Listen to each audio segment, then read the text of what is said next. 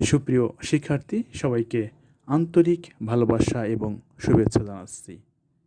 আজকে তোমাদের পদার্থবিজ্ঞান বিষয় নবম দশম শ্রেণীর পদার্থবিজ্ঞান বিষয়ের খুবই গুরুত্বপূর্ণ একটি টপিক স্লাইড ক্যালিপার্স নিয়ে আলোচনা করতে যাচ্ছি। দেখো, আমরা যদি কোনো বস্তুকে কোনো সাধারণ স্কেল দিয়ে পরিমাপ করি,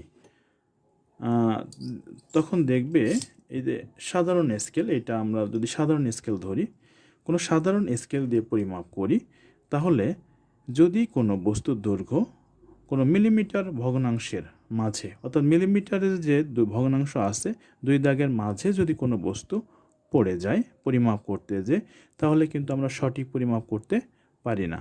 আনুমানিক হয়তো কোনো একটা মান ধরে নেই, কিন্তু তাতে সঠিক পরিমাপ আসে না। এই উদ্দেশ্যে এই প্রধান স্কেলের সাথে তোমরা খেয়াল করে দেখো, এখানে ছোট্ট একটা স্কেল ব্যবহার করা হয়েছে। এই ছোট্ট স্কেলকে বলা হয় ভার্নিয়ার স্কেল। আমরা যদি সাধারণ স্কেল দিয়ে কোনো বস্তু পরিমাপ করি, তাহলে যে ত্রুটি আমরা থেকে যায়, এই ছোট স্কেল অর্থাৎ ভার্নিয়ার স্কেল সে ত্রুটিটাকে সঠিকভাবে পরিমাপ করতে সাহায্য করে। বিজ্ঞানী পিয়েরে ভার্নিয়ার, কে বলতো? বিজ্ঞানী পিয়েরে ভার্নিয়ার সর্বপ্রথম এই ছোট স্কেল আবিষ্কার করেন, যে কারণে এই স্কেলটির নাম ভার্নিয়ার স্কেল। এই ভার্নিয়ার স্কেলে মাপজোকের বেলায় সবসময় ভার্নিয়ার পদ্ধতি ব্যবহার করা হয়।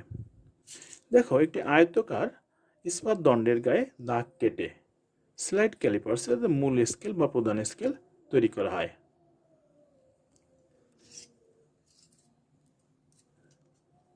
যদি দেখো প্রধান স্কেলের শূন্য দাগ, প্রধান স্কেলের যে শূন্য দাগ রয়েছে আর ছোট স্কেলের প্রথম যে দাগটি রয়েছে যদি পুরোপুরি মিলে যায়, তাহলে দেখতে হবে এই যন্ত্রে কোনো ত্রুটি নেই। কিন্তু যদি না মেলে, তাহলে হয় ধনাত্মক ত্রুটি রয়েছে, না হলে ঋণাত্মক ত্রুটি হবে। এই স্লাইড ক্যালিপার্সের সাহায্যে আমরা আসলে কি পরিমাপ করতে পারি?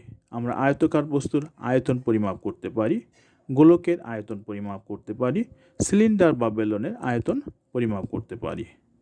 আজকে আমি যন্ত্রের পরিচয় সম্পর্কে তোমাদের বললাম।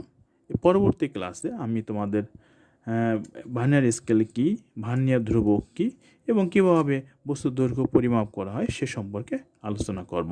সবাইকে অনেক ধন্যবাদ, ভালো থেকো অনেক।